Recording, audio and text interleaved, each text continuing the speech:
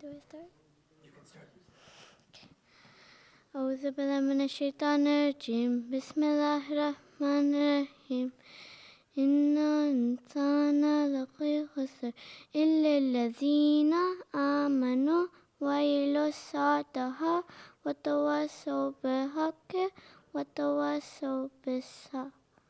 اللهم صل على محمد وآل محمد. Good job. Good work, mashallah. Good job. Good job.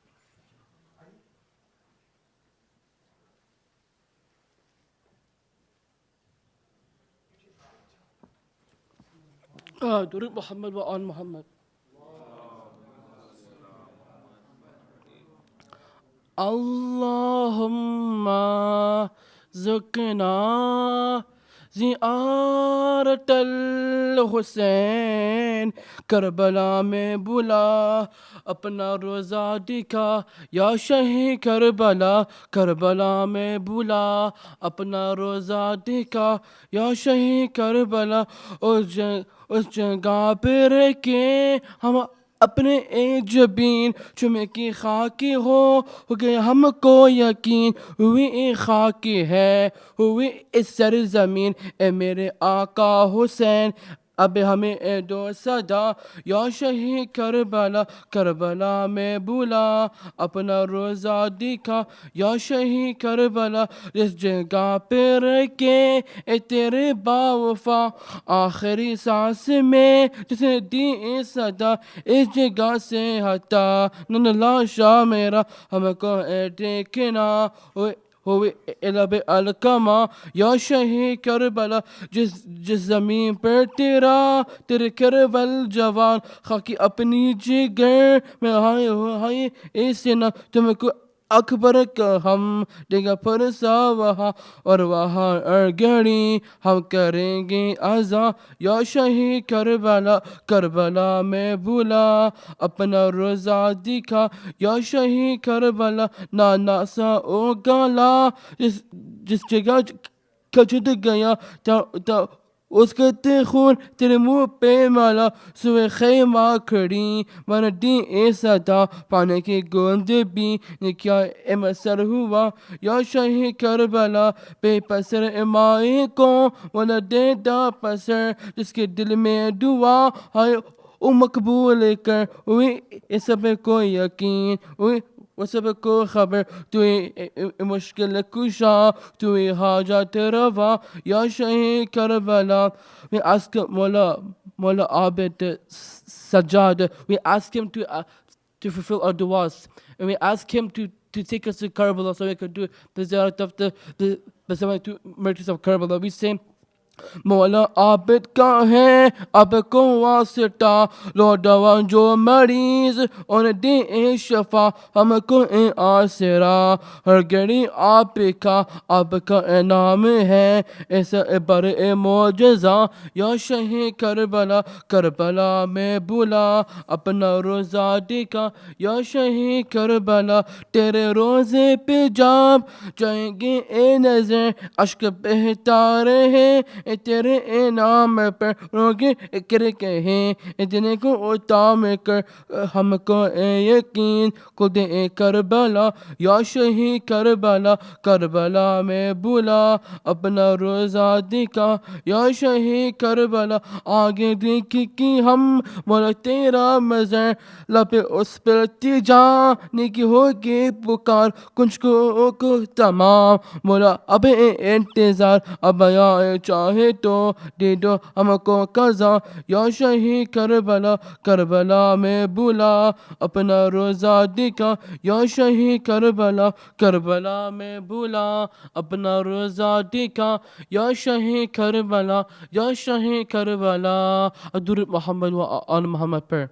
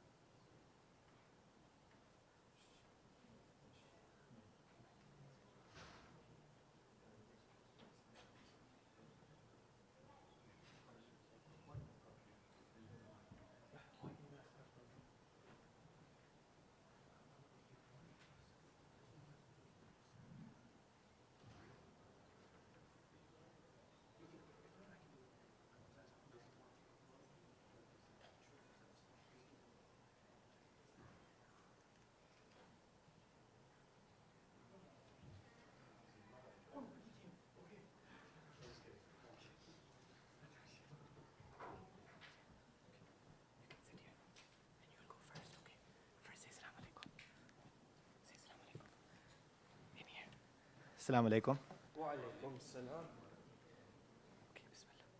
بسم اللہ الرحمن الرحیم الحمد للہ رب العالمین الرحمن الرحیم مالک یوم الدین ایاک نعبد وإیاک نستعین اهدنا الصراط المستقیم صراط الذین أنعمت علیہم غیر المغضوب علیہم ولا الضالین صدق اللہ العظیم العلیم. صلوات. اللہم صلی علی محمد. السلام علیکم. ایک صلوات پڑھیے پلیز.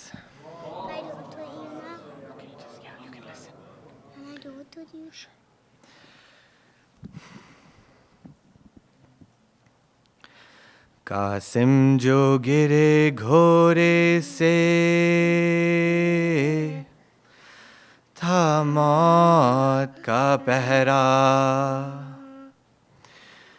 قاسم جو گرے گھوڑے سے تھا موت کا پہرا. تھا خون میں ڈوبا ہوا وہ چاند سا چہرہ. ارے چھلنی تھا بدن تیروں سے ہر زخم تھا گہرا. خون سر سے بہا بن گیا ایک لریوں کا صحرا. ارے اس طرح لرزتا ہوا لاشا نہیں دیکھا. اس شان کا کبھی کوئی دولہا نہیں دیکھا. ہر جوڑ تھا ٹوٹا ہوا ہر بن جدا تھا. بازو ہے یہ وہ جس پہ کہ تعویذ بندھا تھا. ارے کچلا ہوا سینہ تھا لہو سر سے بہا تھا. اس پھول سے بچے پہ عجب ظلم ہوا تھا. یہ وزن کا ٹاپو کا وہی ٹوٹ گئی تھی. سب پسلیاں سینے میں کہیں ٹوٹ گئی تھی. میدان میں مدد کے لیے چلاتے تھے قاسم. جاتے تھے ادھر اور ادھر آتے تھے قاسم. ارے دم اٹکا تھا اور چین نہیں پاتے تھے قاسم.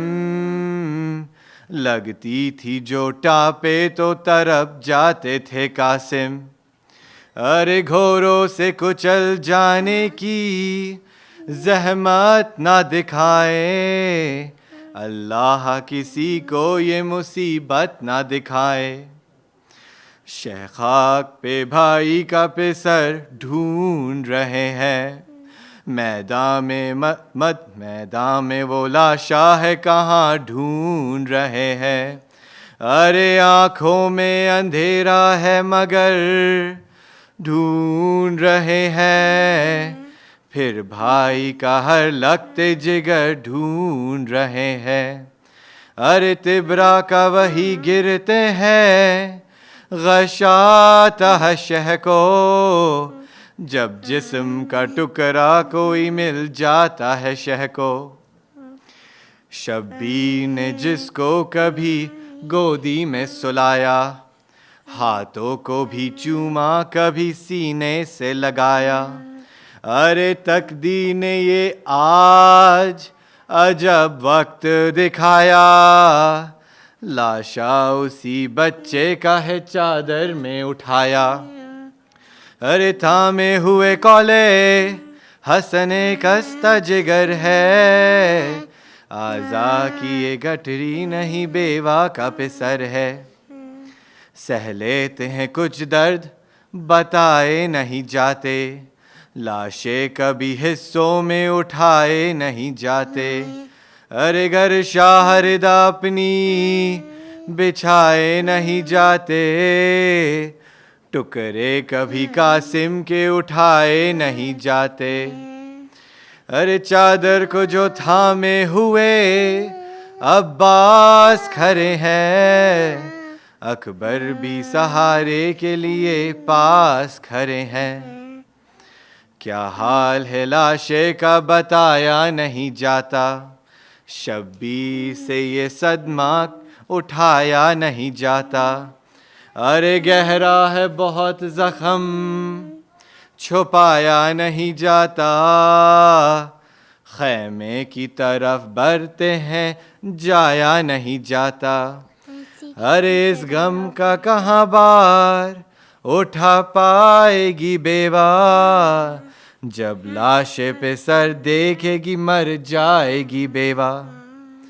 دل اپنا سنبھالا کبھی چادر کو سنبھالا, خیمے کی طرف چلنے لگے سید والا. ارے تاریک ہوا جاتا تھا آنکھوں کا اجالا, چادر میں بندھی لاش کو جب سامنے ڈالا. ارے فروا نے یہ پوچھا کہ کہاں لال میرا ہے, دل ہلتا ہے بتلا اس گٹھری میں کیا ہے. گٹھری جو کھلی حشر بپا ہو گیا ہر سو, ٹکڑے تھے بدن لاش کا اور خون برے گیسو. ارے ٹاپوں کے نشان سینے پہ اور آنکھوں میں آنسو, کہنے لگا آہستہ سے زہرا کا وہ مہرو. ارے یہ دیکھیے جو ایک تنے صدپاش ہے بھابھی, پہچانیے قاسم کی یہی لاش ہے بھابھی. ماں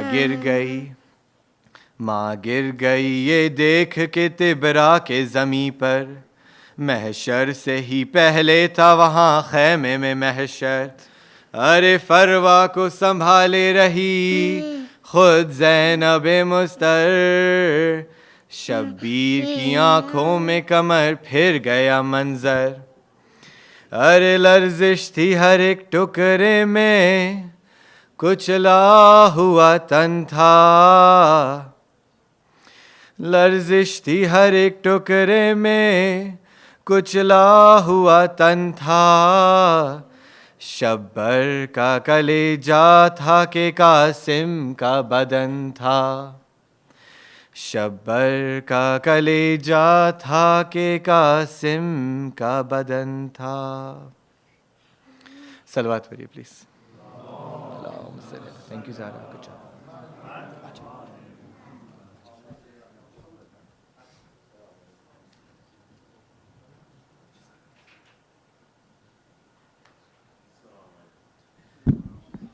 وعلیکم السلام.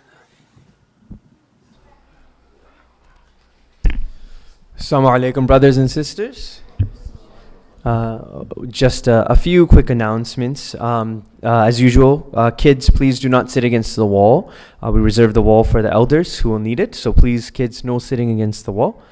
As you notice, the start time is now 8 o'clock and it will remain 8 o'clock. There is a possibility Thursday we'll move it back to 7:45 to accommodate Surah Yasin. If so, there will be an update sent to the WhatsApp and the website will be updated as well. We are collecting funds for the Iraq Humanitarian Fund.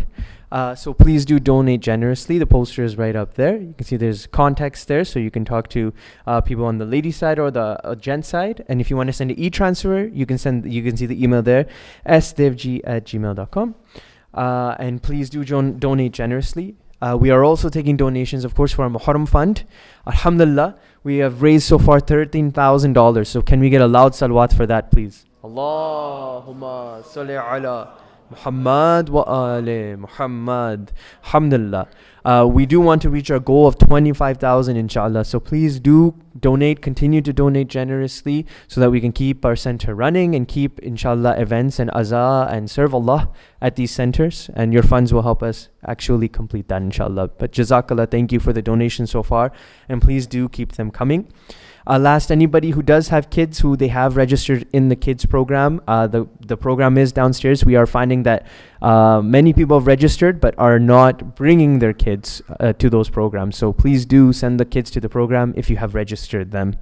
And with that, I'd like to request Mu'mineen and Mu'minat to please say 3 loud salawat as we welcome Shaykh to the mimbar. Allah.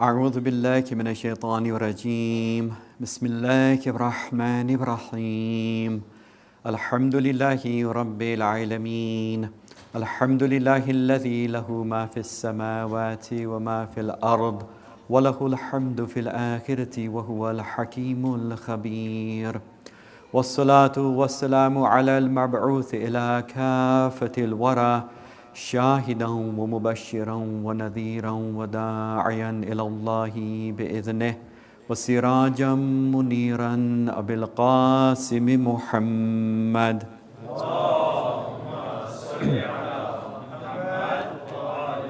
وعلى أهل بيته أئمة الهدى ومصابيح الدجى الذين أذهب الله عنهم الرجس وطهرهم تطهيرا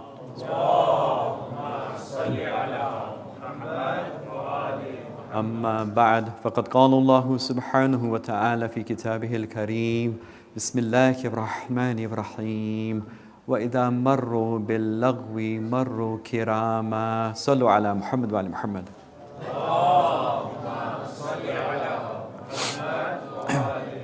My respected elders, brothers and sisters in Islam, Assalamu alaikum wa rahmatullah.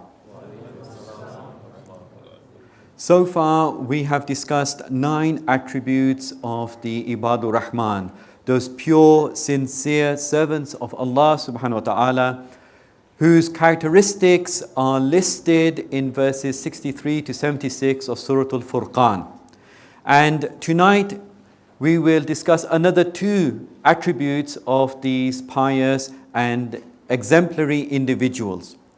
These 2 qualities will be the fact that they pass by futility with dignity, and they are people of contemplation. So the 3 questions that we will seek to answer this evening are, first of all, what is meant by passing by what is futile with dignity? Secondly, what are some of the main rulings relating to enjoining good and forbidding evil? Amr bil ma'roof wa nahi anil munkar. And thirdly, why is it so important for us to contemplate on the signs of Allah subhanahu wa ta'ala? Let's begin our discussion with a loud salawat ala Muhammad wa ali Muhammad.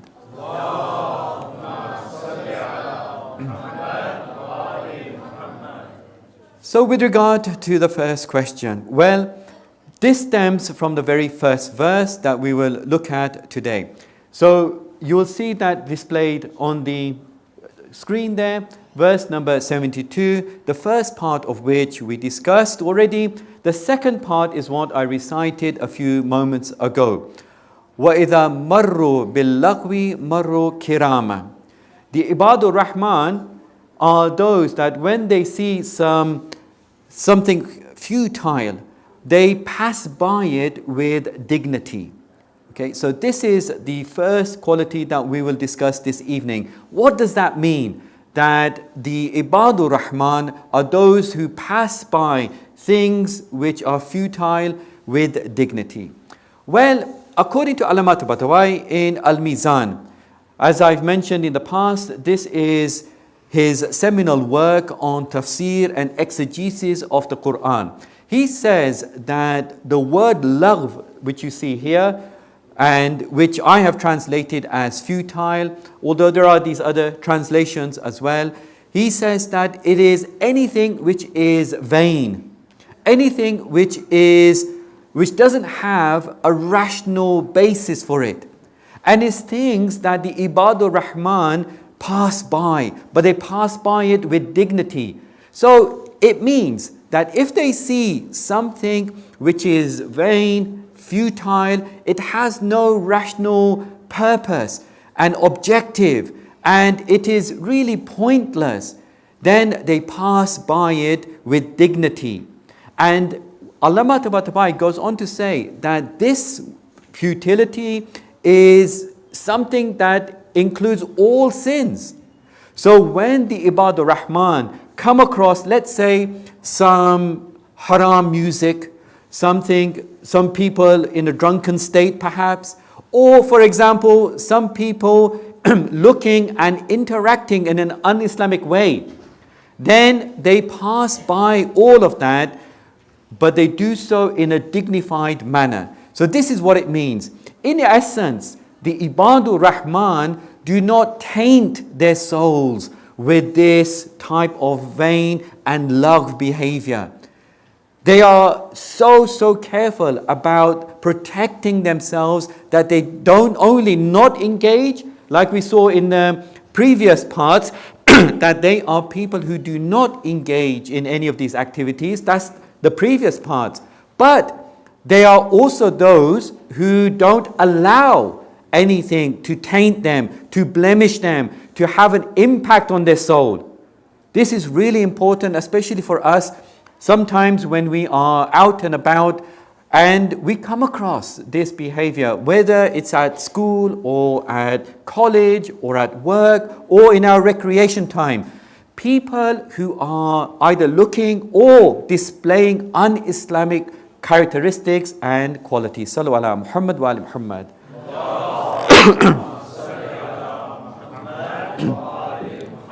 So this is what is meant by lagh and passing by it in a dignified manner. Now, again, let's relate it to the incidents of Karbala, as we have been doing all throughout this series, trying to link those attributes that the Ibadur Rahman do have to the Ibadur Rahman, either those in Karbala or sometimes other examples, and those attributes that are associated with the Ibadur Shaitan, we've been linking it with them. So it's the opposites of what the verses say and the Ibadur Shaitan implement in their lives.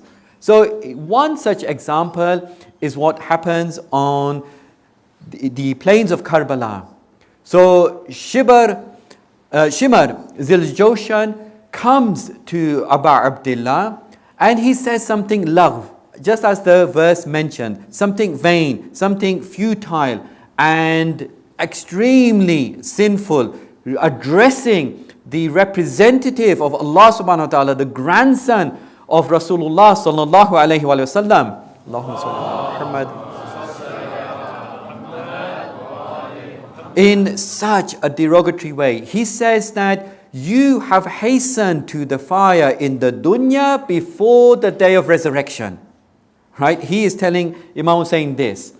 So then Muslim ibn Awsaja, this great companion of Abu Abdullah, wants to fire an arrow at him and just finish him because of what he said. What does Imam Hussain do? Remember, the Ibadur Rahman, they pass by what is futile with dignity. He stops Muslim ibn Awsaja from firing the arrow. And he says to him that, I do not want to be the first to start the fighting. This is a prime example of the Ibadur Rahman showing and the manifestation in the character of this verse. So then, of course, what happens later on? Not only does somebody want to start it, but they are proud of starting the fight. Umar ibn Sa'd.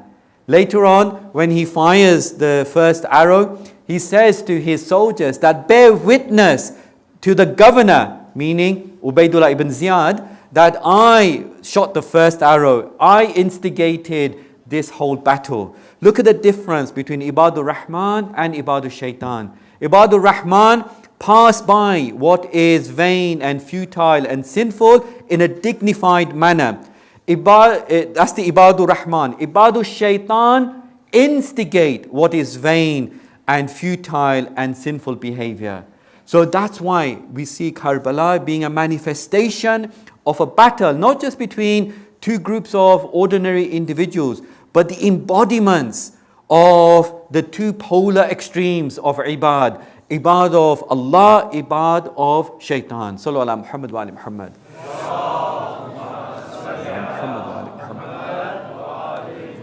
Now, let's look at that second question, and that is, what are the main rulings of enjoining good and forbidding evil?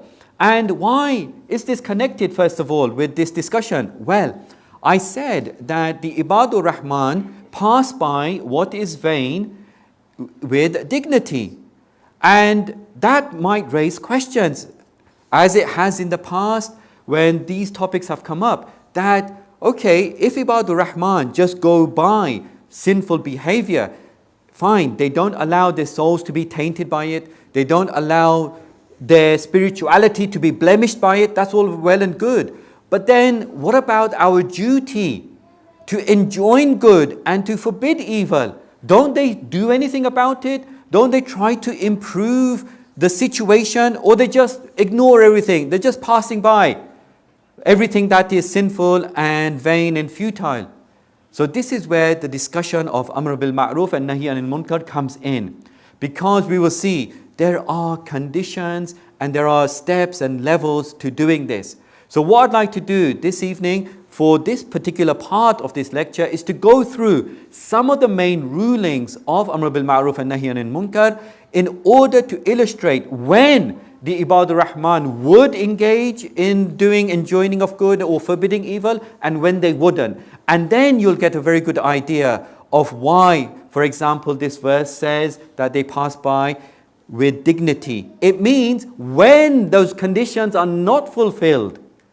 That's what it really means. When Amr bil Ma'ruf and Nahi anil Munkar is not wajib on that Ibad or the Abdur Rahman, that's when they pass by, because now it's no good engaging in something which will be itself futile and pointless. So now let's look at some of these rulings. And in fact, this is a very, very important topic in its own right at this particular time of the year. Why? Because what was one of the aims of Sayyid al-Shuhada, Aba Abdullah al-Hussein, salawatullah wa salam alayhi.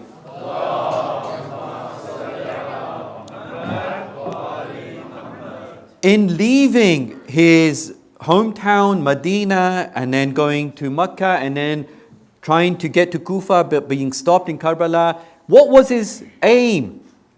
He says that I leave in order to reform, to seek reform in the nation of my grandfather, and to enjoin good and forbid evil. This is right stated at the outset of his mission. So it's one of his main aims to enjoin good and to forbid evil. And then he goes on to say, and to traverse the path of conduct of my grandfather and my father, Ali ibn Abi Talib, salawatullah wa salam alayhi. So hence, this is a very important discussion at this particular time, because we are also therefore engaging in remembering that same aim that Abu Abdullah had for leaving in the first place. The other point I would like to mention before looking at some of the main rulings is that often mu'mineen will not be as familiar with the rulings of Amr bil Ma'ruf and Nahi anil Munkar as they are with other rulings. And one of the reasons is because in the past it was not in the English translation of the Risala that I am going to go through, which is the Risala of His Eminence As-Sayyid Ali Husseini As-Sistani. So in the past it wasn't like that, but in the second, third and now the fourth editions, there's a whole chapter on enjoining good and forbidding evil. So for many, many years it wasn't there in the original, and therefore when it got translated into English it never appeared. But now in the current edition, which as I've mentioned before to some of the mu'mineen, it's available on One Stop Fiqh free of charge, and there's an app, just do a search on One Stop Fiqh, and of course the hard copy is available to purchase. If you have Prime, it comes within 24 hours, and you can also buy it on Kindle, and so you can have it with you. But if you have the app, it's free of charge anyway. In any case, in that new edition, there's a chapter. It's only a few pages long. I would really recommend mu'mineen who have not become familiar with these rulings to just read them. It might just take 5-10 minutes of your time. A few pages, it's one chapter, and that's it. So, let's start. When is Amr bil Ma'ruf and Nahi anil Munkar wajib?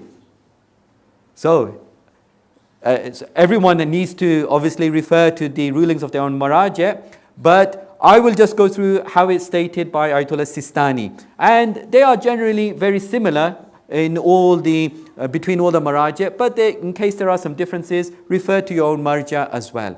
He says that it becomes wajib when the act which is being done is haram. So that's when you would try to forbid that person from doing it.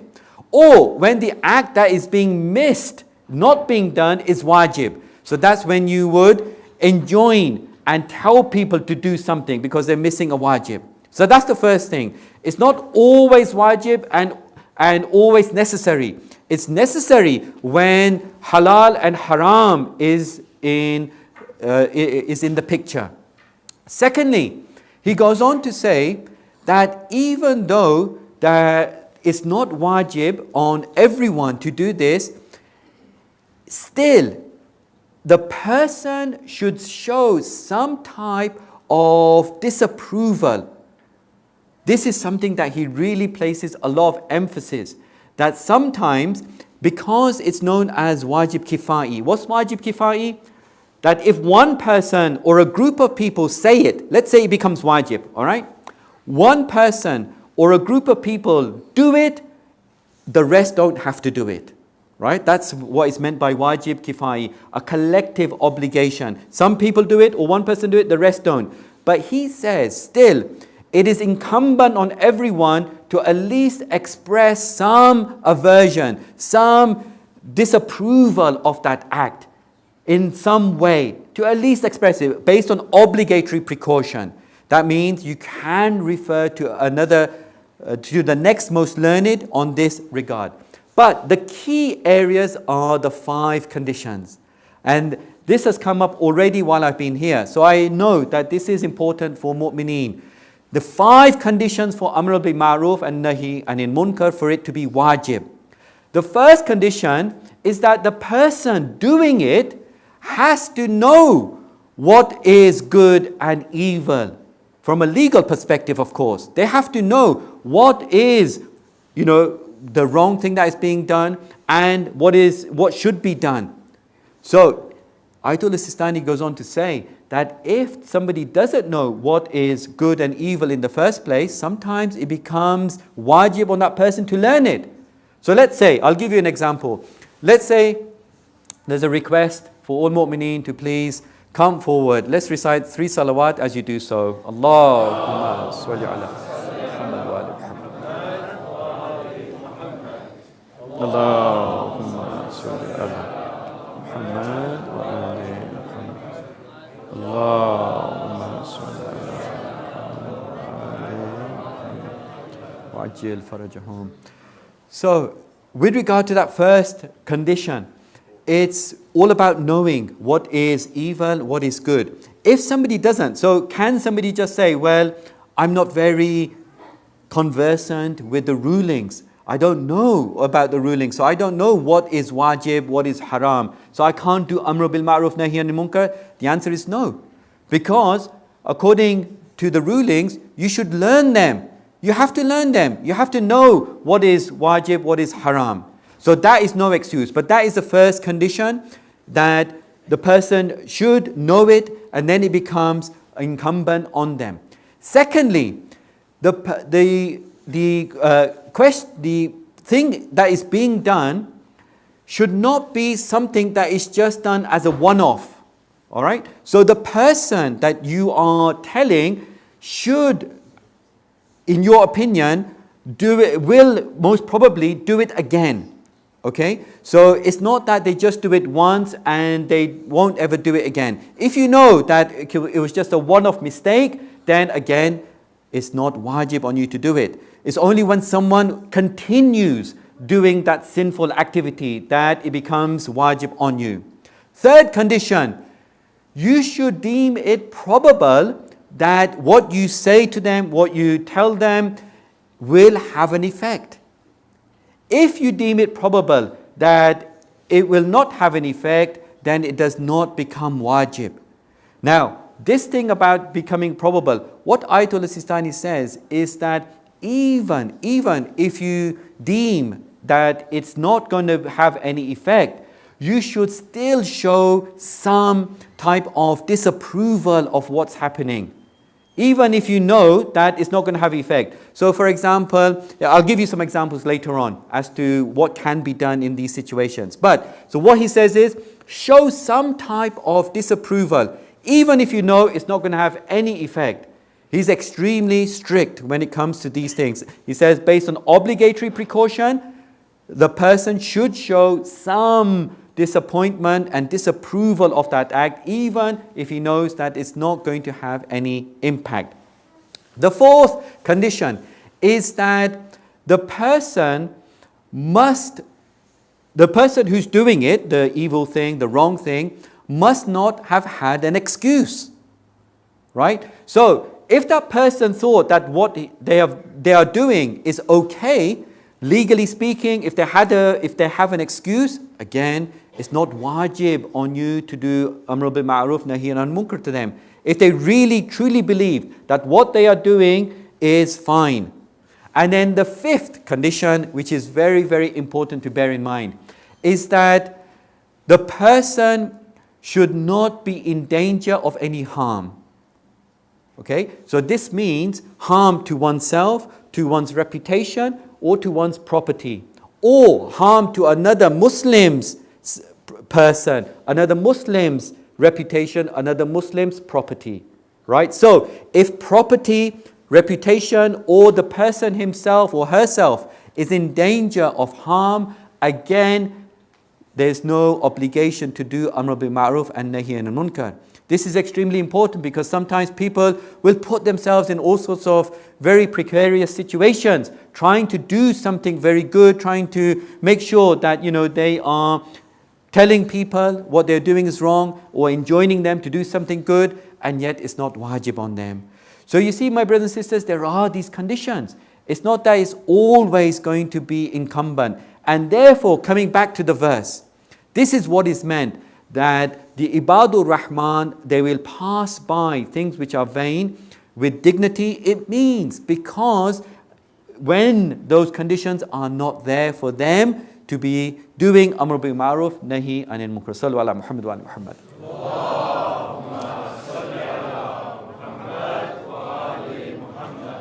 So now, what are the stages of doing Amr bil Ma'ruf, Nahi anil Munkar?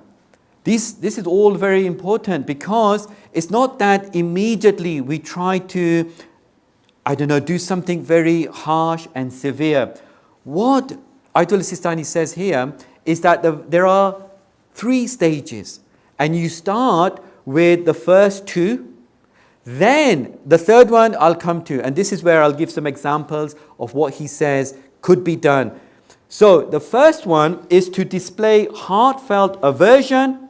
And he says, for example, by turning away one's face or moving away from that person and not keeping contact with them or not speaking to them. These are some examples that he gives as to that first level. So let's say somebody is doing riba. What could you do? Well, you could first of all show it in your facial expressions that what this person has said is wrong. That's something that could be done. Another thing is to stop talking to the person, to make them realize that what they have done is wrong. And then the third thing is that you stop keeping company with that person. Again, displaying to them in an indirect way, without any words. The verbal thing comes second. Without any words at this stage, that you are very unhappy and upset and disappointed with what they have done. So that's the first stage. Displaying heartfelt aversion. Heartfelt aversion. All right? The second stage, he says, is that you verbally advise and guide.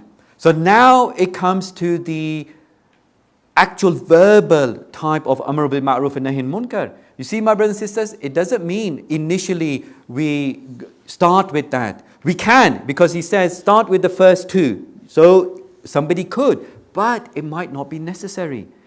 He says that always start with the less severe and then increase the severity of what you're doing. So like your words, so you can tell them in a polite way. If that doesn't work, in a little bit harsher way. If that doesn't work, a more severe way. And so he says that this is the second one, verbal advice and admonition. And then thirdly, he goes on to say that the person physically enforces, right? So now this is something which requires a bit of explanation, because this could not be done in, of course, the vast majority of cases. Physically enforcing by perhaps hitting them or even putting them into prison. So I say this with a lot of caution, because for this, the obligatory precaution is to seek permission from a mujtahid. So this is not something that, we could do just like that. And of course, there'll be laws and other things involved. And so that would not be something recommended unless, somebody was living perhaps, in a different place. Usually that kind of thing would take place, especially things like imprisoning, right, for something haram, if it's not against the law of the land, etc., in a Muslim country. So, but I thought I'll mention it because of the sake of completion, just so that you get the full 3 levels. So the first 2 levels, which would be truly open to us, would be the heartfelt aversion, either by expressions of our face, or by stopping talking to them, or by moving away, that's heartfelt aversion, or by verbally advising and admonishing them, gradually increasing the level of severity. Sallu ala Muhammad wa ala Muhammad.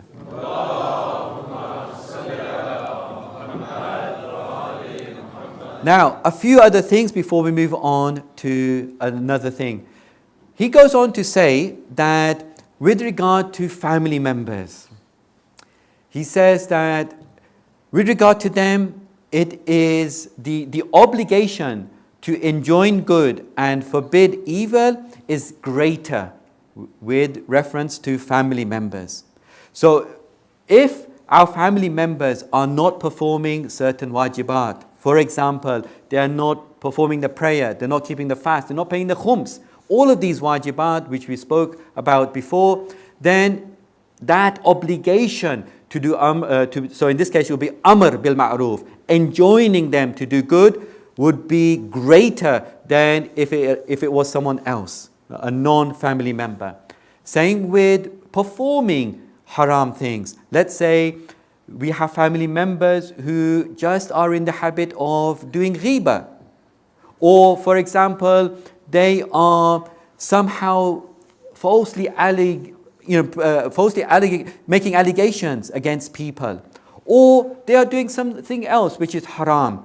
Then again, the obligation, in this case it would be nahi anil munkar, forbidding them from doing the evil, would be greater than it would be with other people who are non-family members. Finally, he says, however, with parents, and this is always the case in our religion, parents have a special position. He says that with parents, never should amr bil ma'ruf and nahi anil munkar be done harshly. It must be done softly and gently. Sallu ala Muhammad wa ala Muhammad.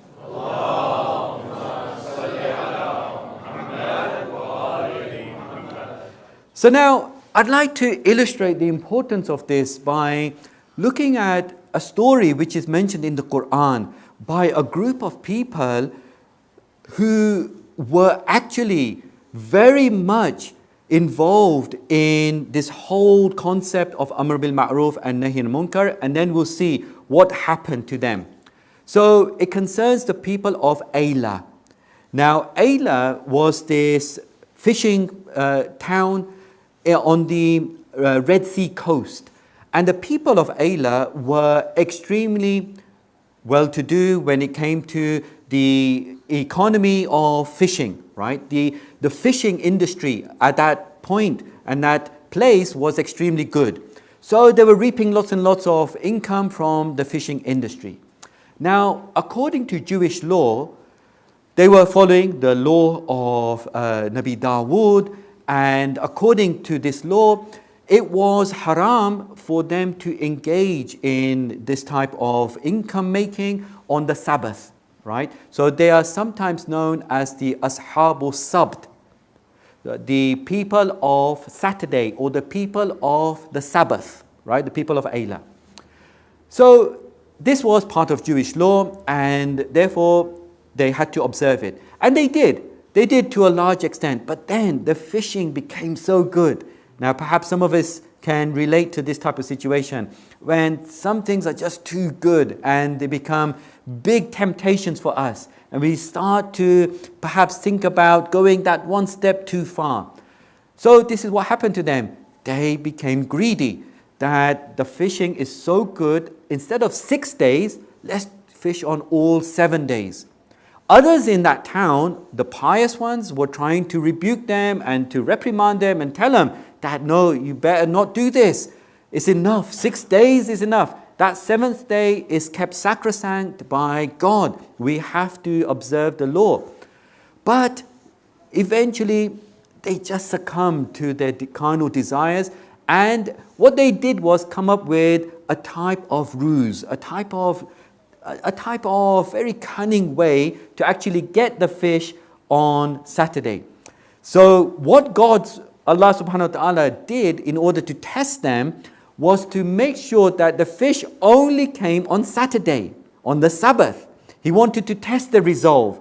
So the fish wouldn't appear on the other days, but it would come on Saturday.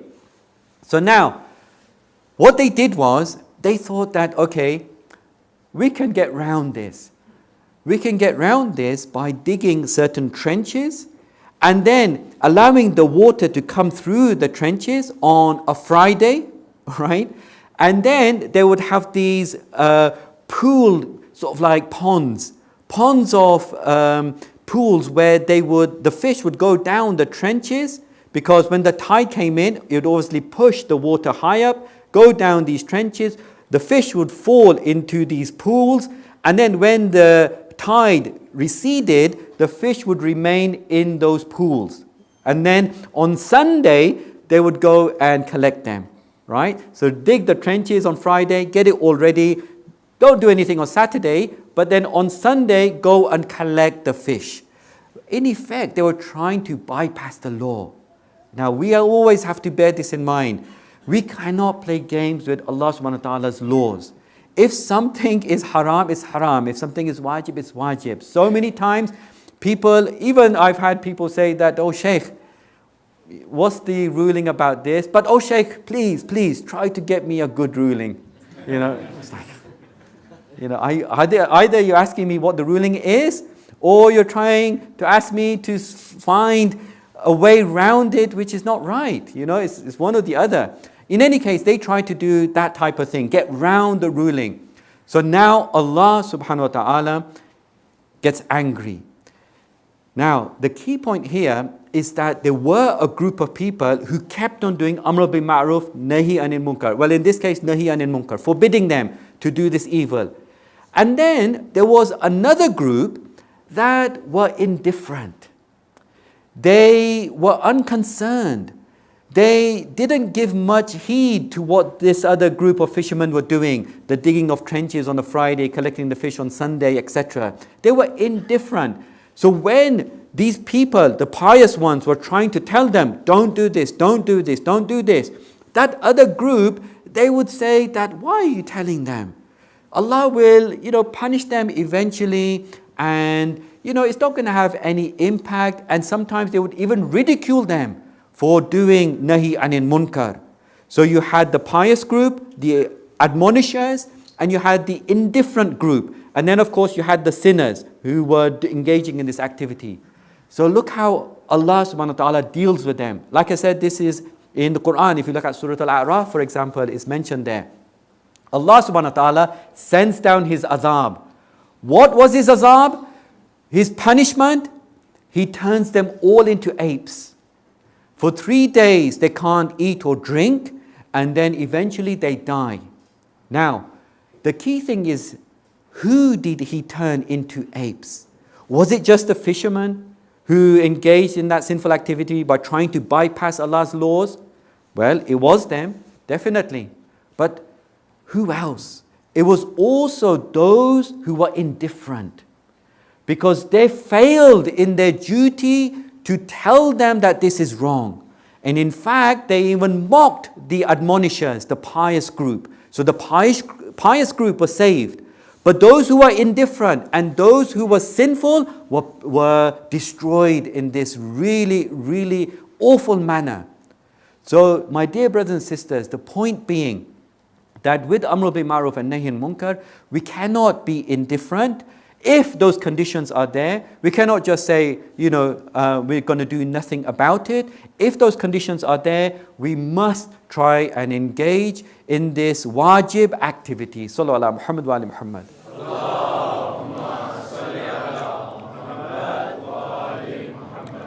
Well, one thing I would like to mention finally before we quickly move on to the final question is that it should be done with friendship. All right? The key point is that whenever we do this, we should do it with gentleness as much as possible, at least at the beginning. Friendship is key, especially with fellow mu'mineen, right? And even more so with family members. Friendship, because in the verse that is mentioned in Surah Al-Tawbah, we have in verse number 71, وَالْمُؤْمِنُونَ وَالْمُؤْمِنَاتِ بَعْضُهُمْ أَوْلِيَاءُ بَعْضٍ يَأْمُرُونَ بِالْمَعْرُوفِ وَيَنْهَوْنَ عَنِ الْمُنْكَرِ. This is the key verse when it comes to how we should do it. Because initially it says the believers, both men and women, are friends of one another. Awliya. بَعْضُهُمْ أَوْلِيَاءُ بَعْضٍ. They are friends of one another. They are walis of one another. Straight after that, يَأْمُرُونَ بِالْمَعْرُوفِ وَيَنْهَوْنَ عَنِ الْمُنْكَرِ. They enjoin good and forbid evil. So now, what is this telling us? It's telling us that when this whole process of Amr bil Ma'ruf and Nahy anil Munkar is going to take place, we must be friendly in it. Because of this verse beforehand, talking about awliya. That is a key characteristic. So, what I'd like to illustrate now is how this should be done through the example of Imam Ja'far al-Sadiq salawatullah wa salamu alayhi.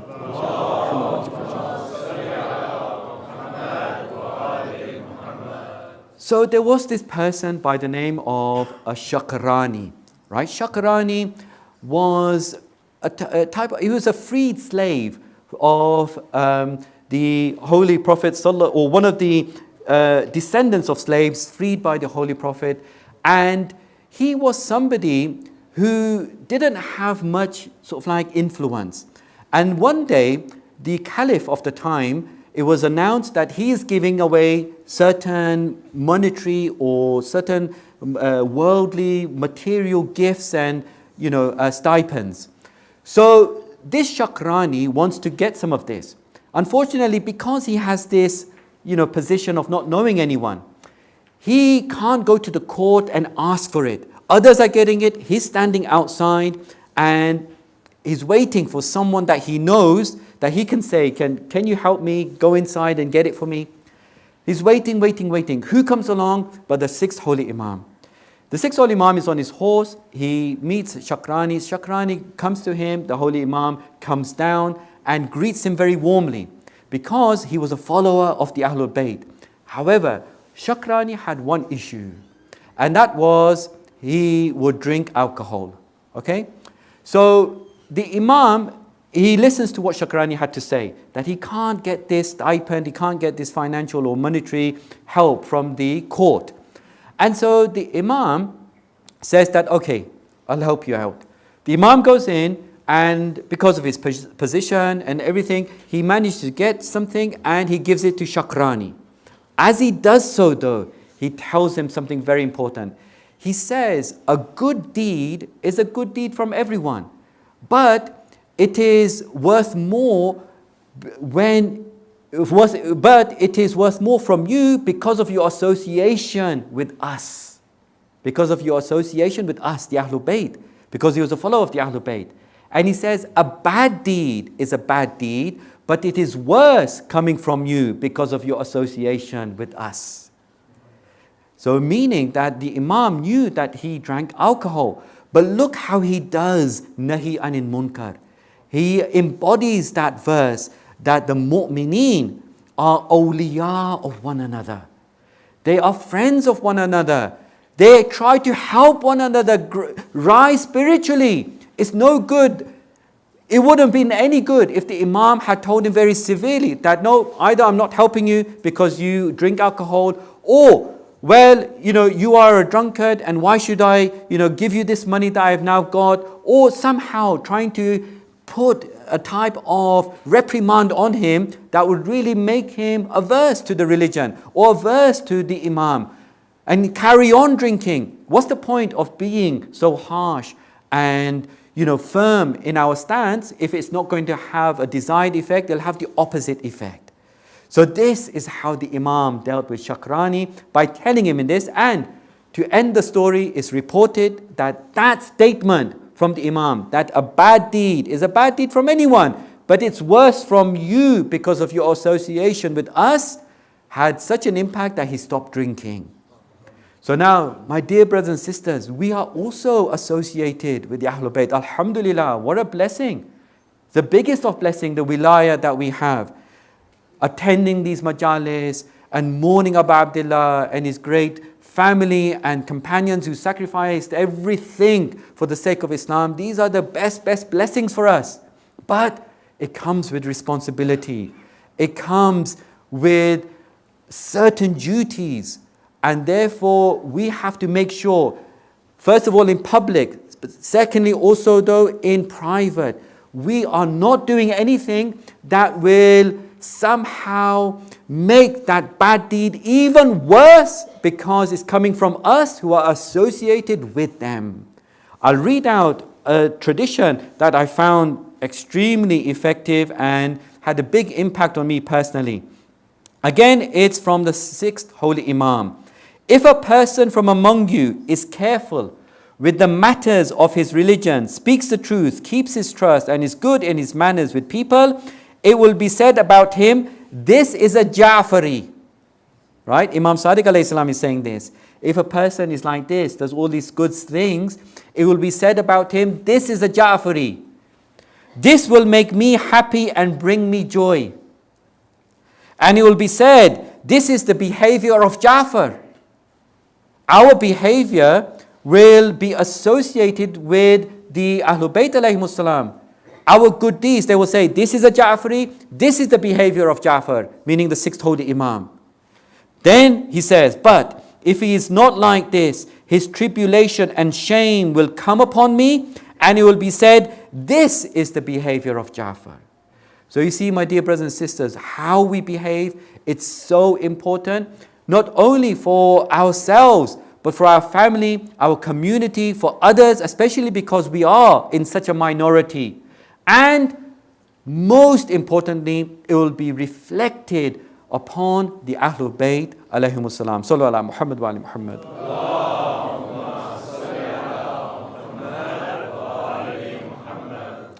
So now let's look at the next verse, verse 73, and the 11th attribute where Allah subhanahu wa ta'ala talks about the fact that they are contemplative over the signs of Allah. وَالَّذِينَ إِذَا ذُكِّرُوا بِآيَاتِ رَبِّهِمْ لَمْ يَخِرُّوا عَلَيْهَا سُمًّا وَعُمْيَانًا.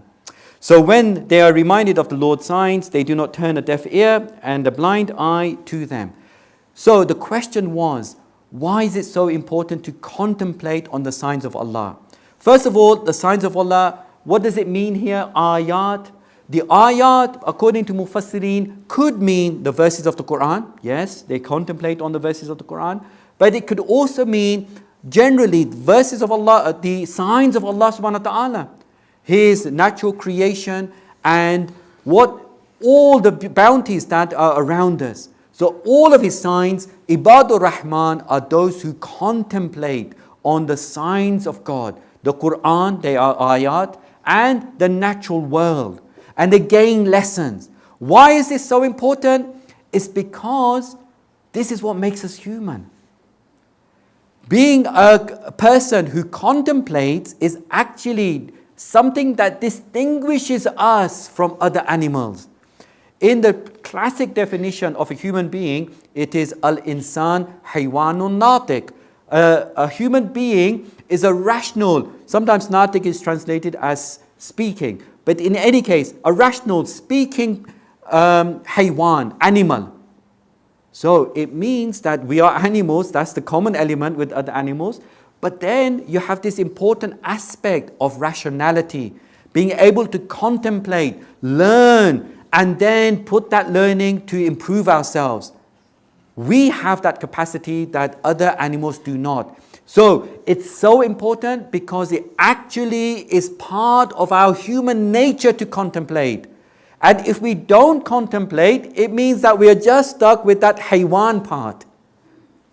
Al-insan is not just al-insan haywan. Al-insan haywanun natiq.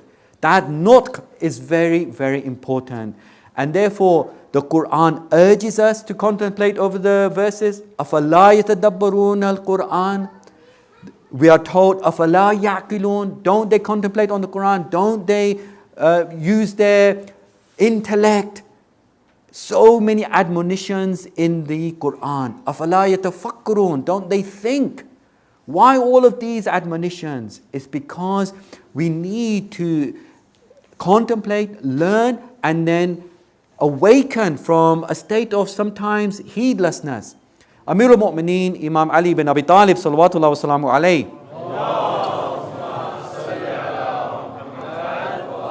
says that arouse your heart by thinking. Arouse your heart by thinking. Nabbih qalbak bitafakkur. And so it shows that sometimes our hearts are in a state of unmindfulness and we arouse them by thinking. So what we do is contemplate on the verses, the signs of Allah all around us, and try to understand what Allah is saying to us. What does this mean for us? How can we improve? How can we get closer to Him? And then put them into practice. So as a summary, today we looked at two more qualities of the Ibadur Rahman. That is that they pass by what is vain with dignity. And it means it covers all sins. They don't tarnish and blemish their souls by what is vain. But I went into some detail about Amr bil Ma'ruf and Nahy anil Munkar, because it doesn't mean that whenever there's something wrong, they just pass by it. No, it means definitely in that situation, the conditions would not have been there for them to do Amr bil Ma'ruf, Nahy anil Munkar. What are those conditions? We went through 5 of them and we gave the examples of the people of Sabt and Shakrani. So then the second question was with regard to these main rulings of Amr bil Ma'ruf. What are they? We went through the main rulings. And thirdly, why is it so important to contemplate on the signs of Allah?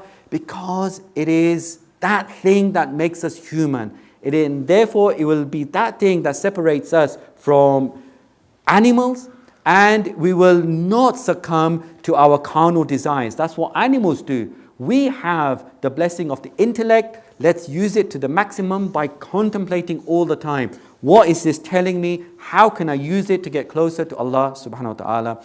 Oh Allah, we pray to you on this night to protect our Imam and to hasten his appearance. Oh Allah, forgive us and our forefathers for our sins. Oh Allah, enable us to be people who pass by lagh with dignity and contemplate on your signs. Oh Allah, bring relief to all those facing difficulty around the world. And oh Allah, enable us to live and die with the wilayah of the Ahlul Bayt alayhimus salam. Sallu ala Muhammad wa ala Muhammad. Sallallahu alayka ya Aba Abdillah. Sallallahu alayka ya ibna Rasulillah. We spoke about the Ibadur Rahman being people of contemplation. On the plains of Karbala, the heroes of Imam Hussein's camp were all such people. But tonight we will remember one person in particular who exemplified being a person of contemplation, and that is Qasim ibn al-Hasan. Imam Hussein alayhi salam didn't only lose one nephew on the plains of Karbala. Such were the tragedies of Imam Hussein alayhi salam that he lost 3 nephews, 3 sons of Imam Hassan alayhi salam.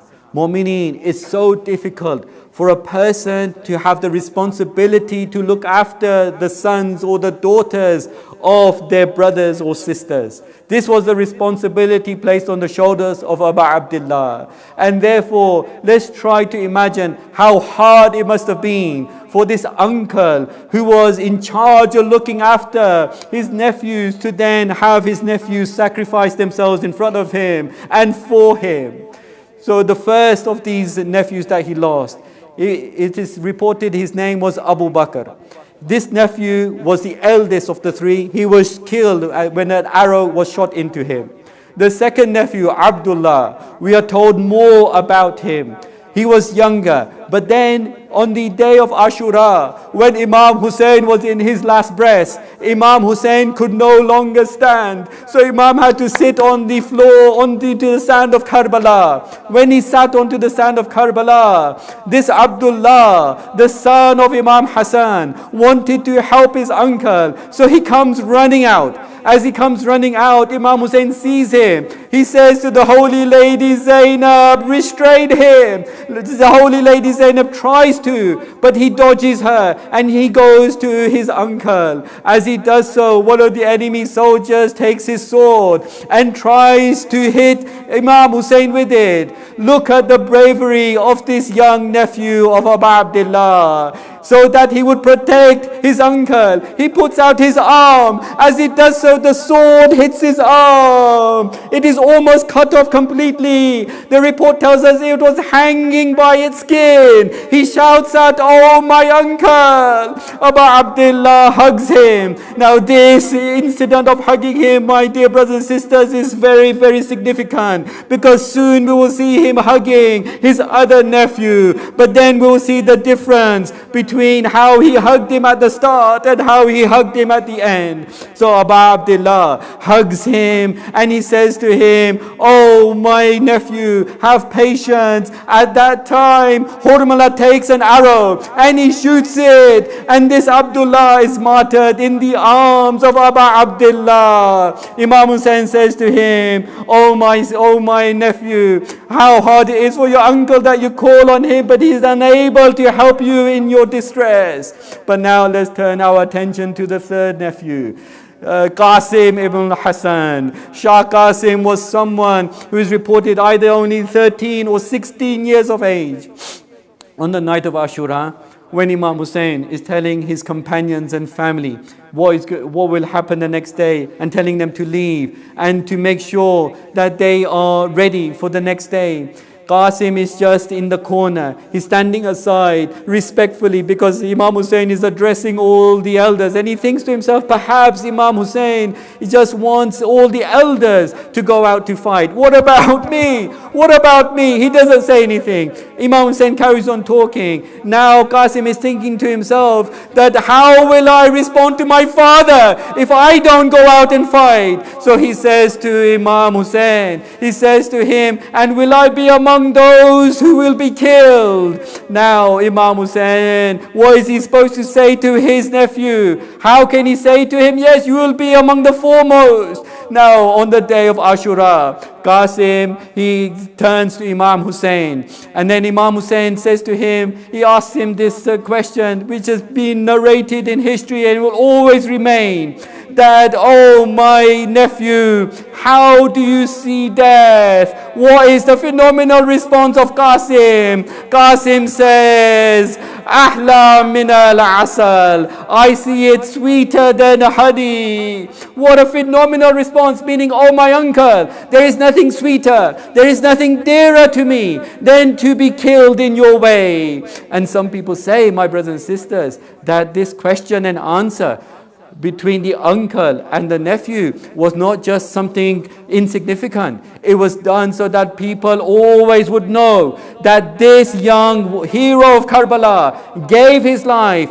with knowledge, with awareness, with full understanding. It wasn't that he was just because he was young, he went and followed everyone else. No, he was asked this question on purpose and he gave this phenomenal response. So now he tries to ask his uncle permission to go out onto the battlefield. Imam Hussein most probably is thinking, how can he let him go? How can he answer to his brother Imam Hassan? Eventually Imam Hussein says, look, if you insist, then yes, go, my dear nephew.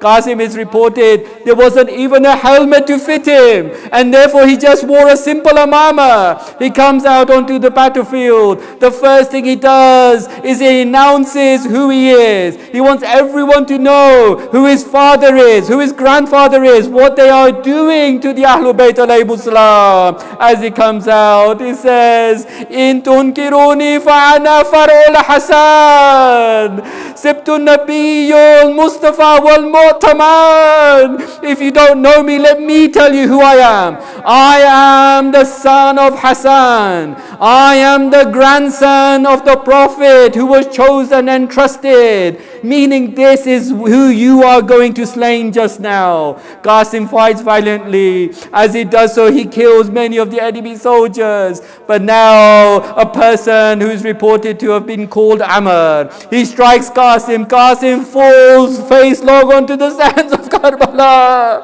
As he does so, he remembers one person and one person only, and that is his uncle. He says, Ya Amma.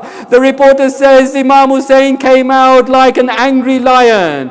He then takes his sword. He strikes Amr. Amr puts out his arm. As he does so, Imam Hussein chops his arm off. Umar ibn Saad's army now rushed in order to save Amr. They all come galloping on their horses. Qasim is still there.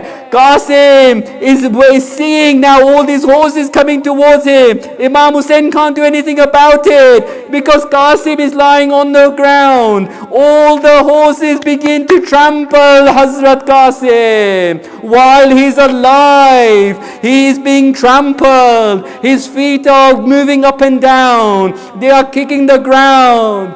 And then the reporter says the dust settles. When the dust settles, they see Imam Hussein standing above a crumpled body. It's a body which has had all its bones crushed. Imam Hussein now grabs Qasim in his arms. This is the second hug, my brothers and sisters. The first hug was when Qasim said farewell to his uncle.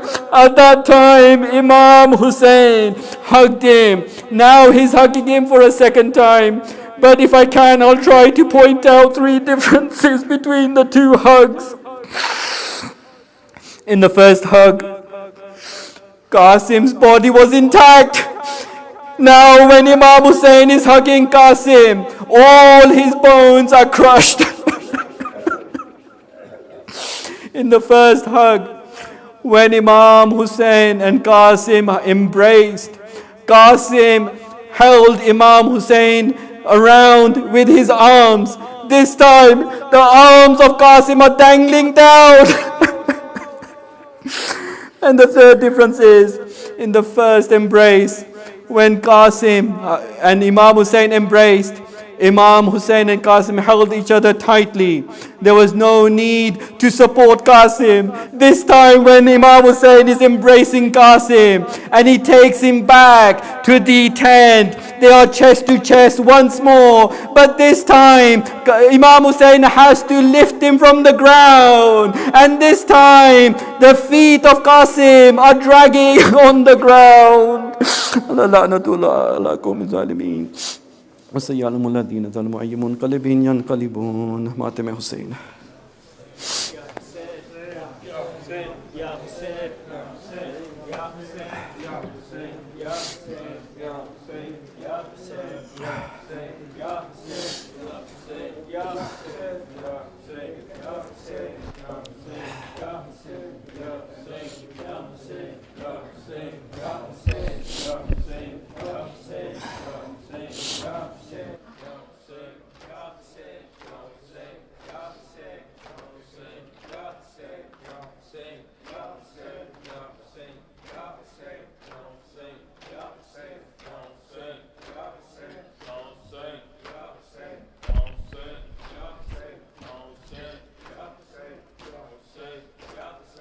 Qasim Naushad کا لاتے ہیں لاشا حسین، قاسم نوشاد کا لاتے ہیں لاشا حسین، پیٹو سر اہل عزا لاتے ہیں لاشا حسین، مادر قاسم نے لاش پہ رو کر کہا آ گئی تم کو قضا، لاتے ہیں لاشا حسین، قاسم نوشاہ کا لاتے ہیں لاشا حسین، آئے پرارماں چلا لاتے ہیں لاشا حسین، باپ کا نور نظر اماں کا لختے جگر، قاسم نوشاہ کا لاتے ہیں لاشا حسین، خلد پسند آ گیا لاتے ہیں لاشا حسین، اماں سے رخصتر طلب کیوں نہیں ہو صبا، کیا ہوا تم کو بلا، لاتے ہیں لاشا حسین، کیا ہوئی ہم سے خطا، لاتے ہیں لاشا حسین، مرنے سے تیرے پسر ہوئیں گے ہم در بدر، گر ہوا ماتم سرا لاتے ہیں لاشا حسین، عزم خلد بری ہوتے ہیں ہم شاہدین، قاسم نوشاہ کا لاتے ہیں لاشا حسین، یا حسین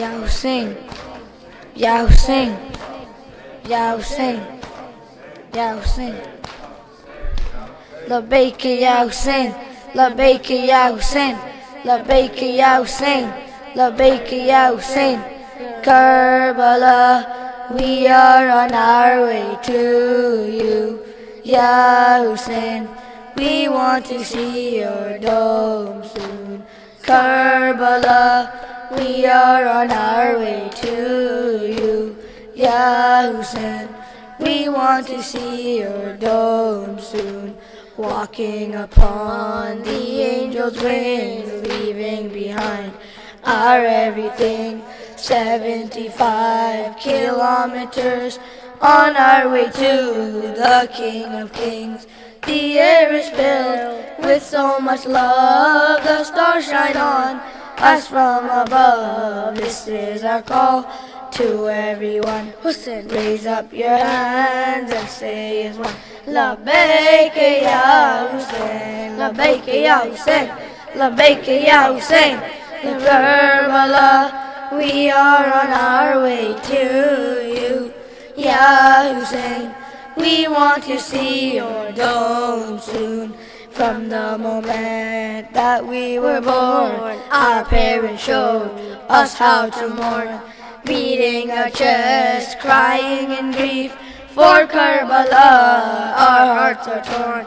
Our dream is to visit your shrine and to come back time after time. This is our call to everyone. Hussein, raise up your hands and say as one, Labbaik Ya Hussein, Labbaik Ya Hussein, labbaik ya Hussein. Karbala, we are on our way to you, Ya Hussein. We want to see your dome soon. Step after step, mile after mile, we're happy to face any trial. The aching limbs, the burning joints, we'll be there in a little while. We're yearning just to see the dome, as if we are returning home. This is our call to everyone. Hussein, raise up your hands and say as one, labbaik ya Hussein, labbaik ya Hussein, labbaik ya Hussein. Karbala, we are on our way to you, Ya Hussein. We want to see your dome soon. We visit on our final day, holding the bars. We cry and say, with heavy breath, our al-wida. With broken hearts, to you we pray. Call us so we come back again, saying labbaik ya Hussein. This is our call to everyone. Hussein, raise up your hand and say it one. Labbaik ya Hussein, labbaik ya Hussein, labbaik ya Hussein. Karbala, we are on our way to you, Ya Hussein. We want to see your dome soon. Karbala, we are on our way to you, Ya Hussein. We want to see your dome soon. Ya Hussein, Ya Hussein, Ya Hussein. Ya Hussein, Ya Hussein, Ya Hussein, Ya Hussein, Ya Hussein, Ya Hussein, Ya Hussein, Ya Hussein, Ya Hussein. تیرا دین بچانے میں چلی ہوں، لینا نہ تیرا دین بچانے میں چلی ہوں، لینا نہ تیرا دین بچانے میں چلی ہوں، لینا نہ تیرا دین بچانے میں چلی ہوں، لینا نہ تیرا دین بچانے میں چلی ہوں، لینا نہ تیرا دین بچانے میں چلی ہوں، تیرے پسر کا ساتھ نبھانے میں چلی ہوں، تیرے پسر کا ساتھ نبھانے میں چلی ہوں، لینا نہ تیرا دین بچانے میں چلی ہوں،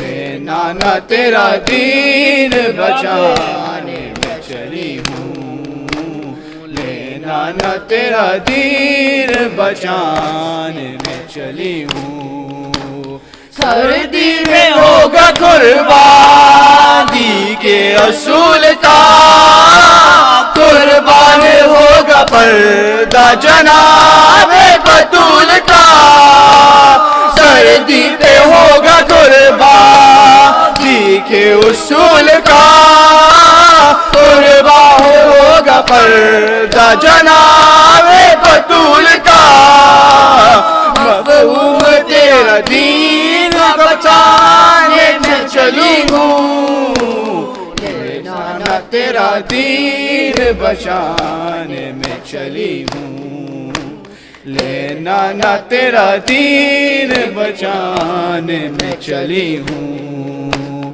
لینا نہ تیرا دین بچانے میں چلی ہوں، تیرے پسر کا ساتھ نبھانے میں چلی ہوں، لینا نہ تیرا دین بچانے میں چلی ہوں، لینا نہ تیرا دین بچانے میں چلی ہوں، باطل کے ہر ستم کو نانا میں سہوں گی، اسلام زندہ زندہ باد میں جا جا کے کہوں گی، باطل کے ہر ستم کو نانا میں سہوں گی، اسلام زندہ باد میں جا جا کے کہوں گی، کسر یزیدیت کو گرانے میں چلی ہوں، لینا نہ تیرا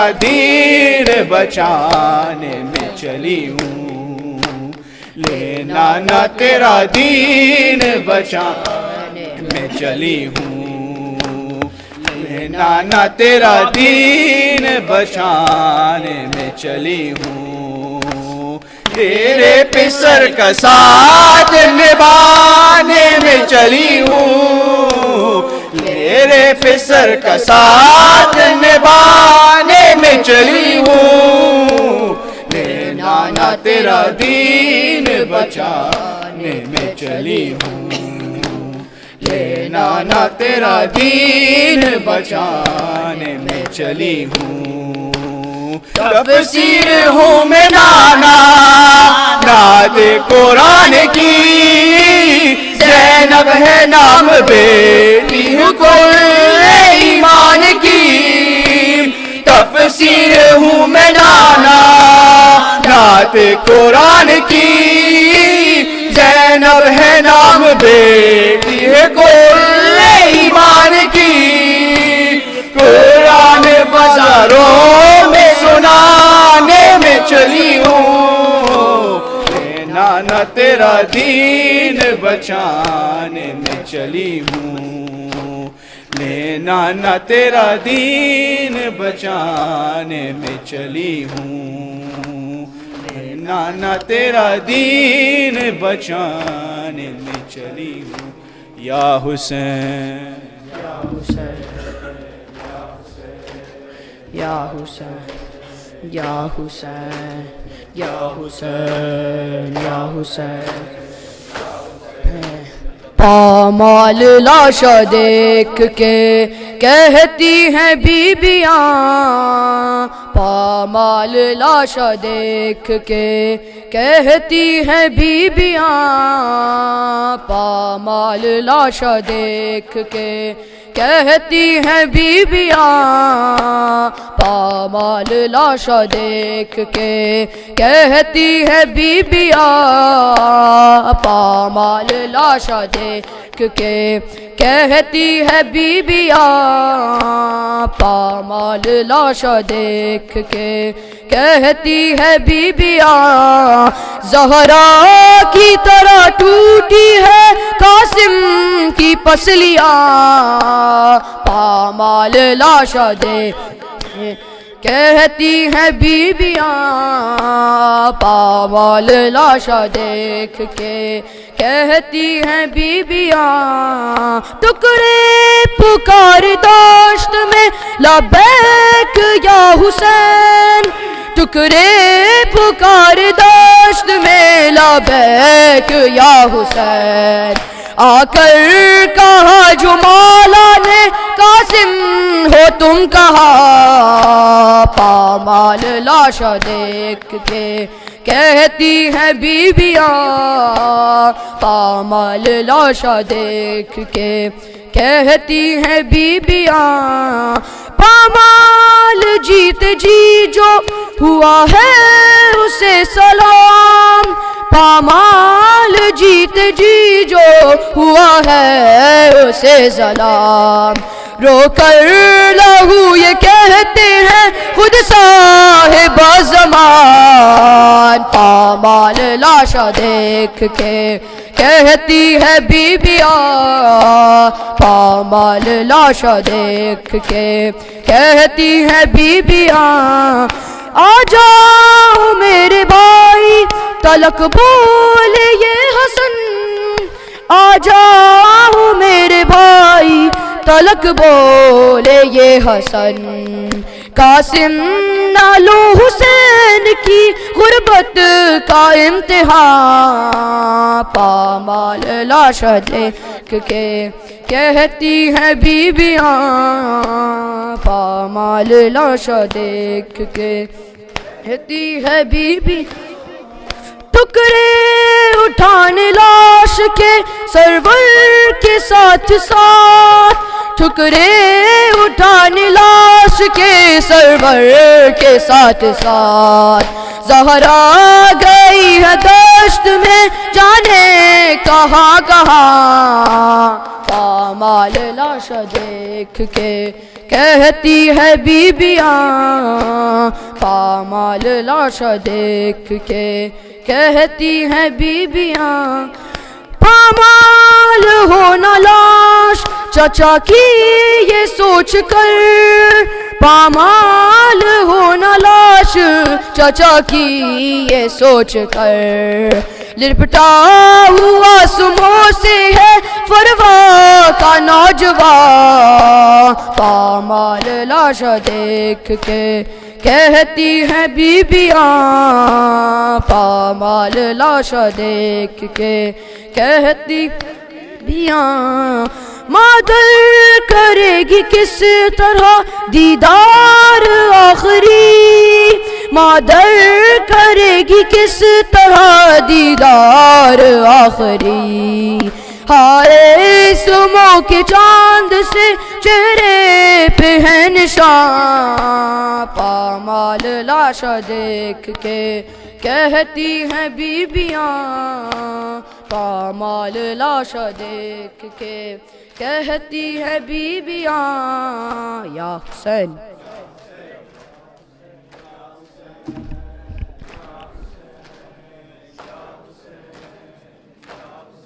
جدوں ہوئی منشا خالق دی، جدوں ہوئی منشا خالق دی، کربل نو عرش بناواں، لکھے بادو نام 72 دے، او لکھے بادو نام 72 دے، رب لکھیا پہلے ماواں، ماواں کربلا دیاں ماواں، ماواں کربلا، ماواں کربلا دیاں ماواں، دیکھے ماواں کربلا دیاں ماواں، ماواں کربلا دیاں ماواں، ماواں ماواں کربلا دیاں ماواں، ماواں او پتراں دیاں لاشاں دے ٹکڑے، رہیاں لب دیاں بچ صحراواں، ماواں کربلا دیاں،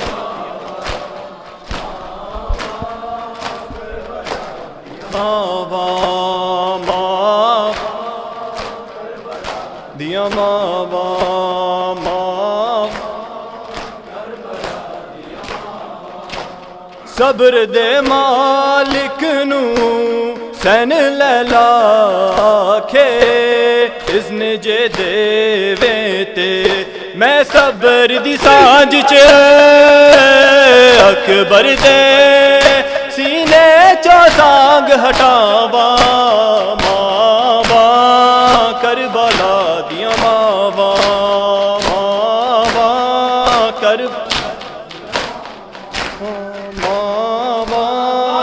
کربلا دیاں ماواں، ماواں ماواں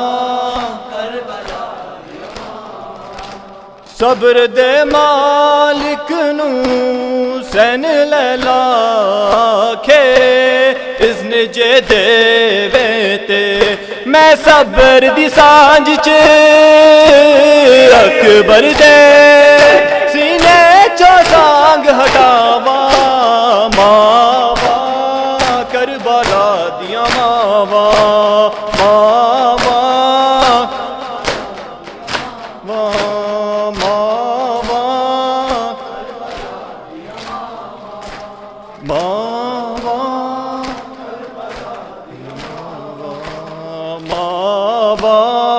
کربلا دیاں ماواں ماواں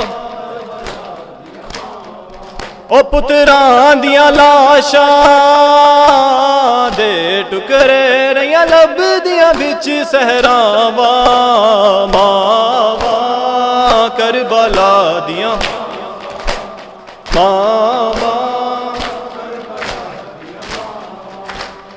آکھے ماں قاسم دی بات احسان کری تیرے تئیں لڑدا رہی تیرے ٹکر مطابق وڈنیاں نے میرے ویر حسین دی ساواں ماواں کربلا دیاں ماواں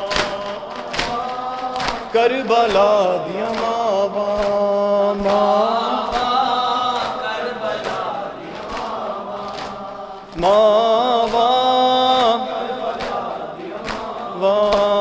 ماواں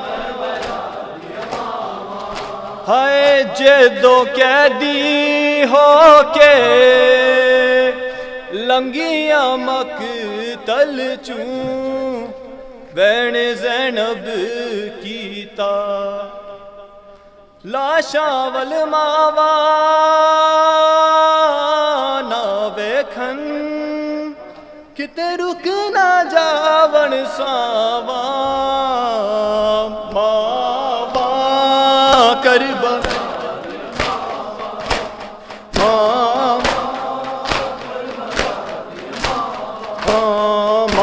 ماواں کربلا دیاں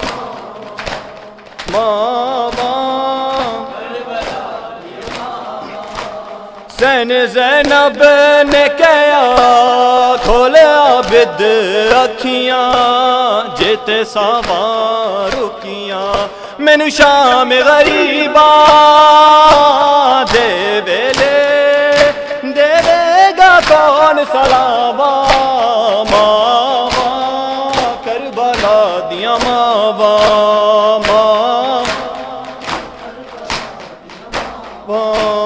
ماواں کربلا دیاں ماواں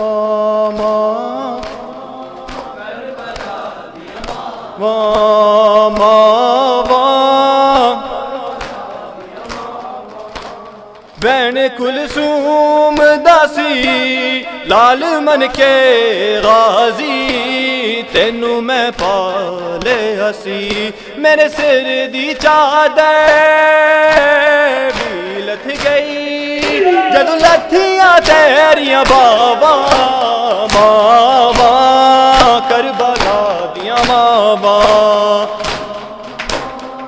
کربلا دیاں ماواں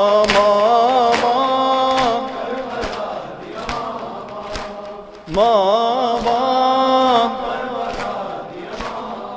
او پتراں دیاں لاشاں دے ٹکڑے رہیاں لبدیاں وچ صحراواں ماواں ماواں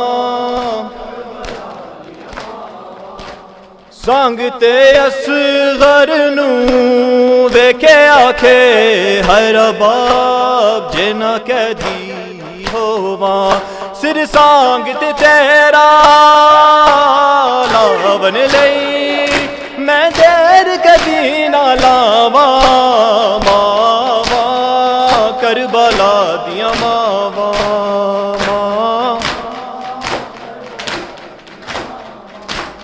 ماواں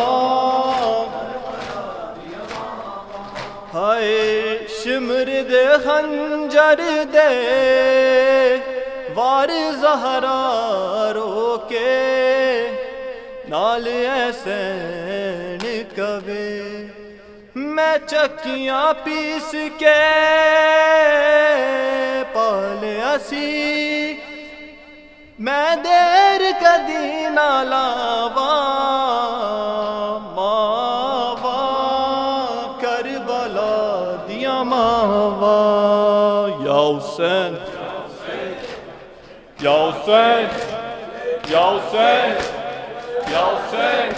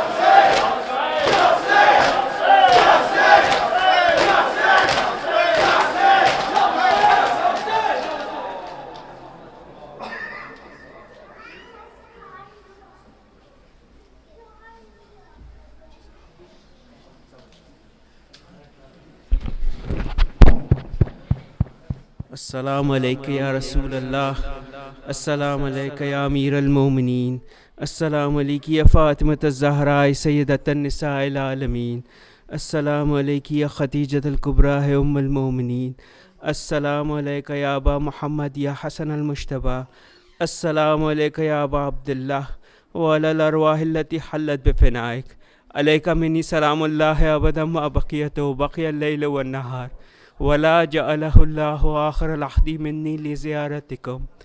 السلام علی الحسین وعلی علی ابن الحسین وعلی اولاد الحسین وعلی اصحاب الحسین.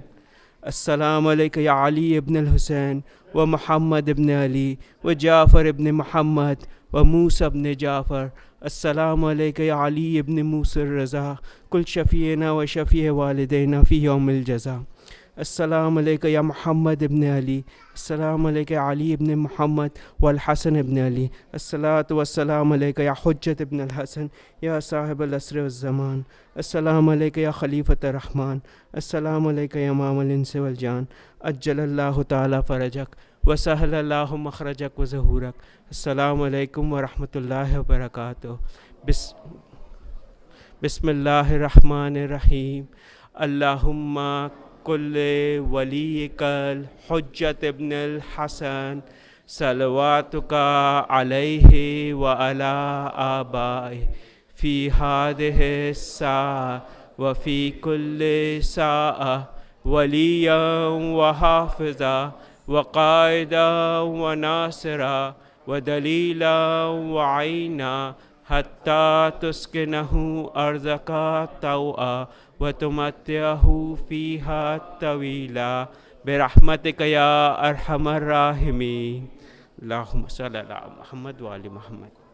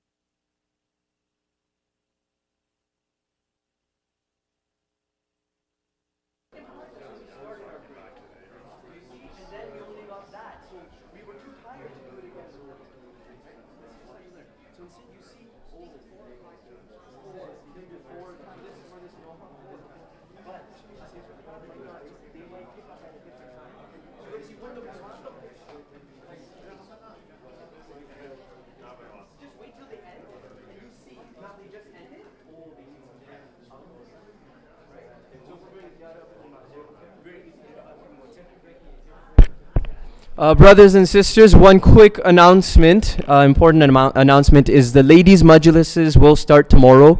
The program is on the ISA website under programs, so you can check it there, and it'll give you the timing for the ladies' majlis. Thank you.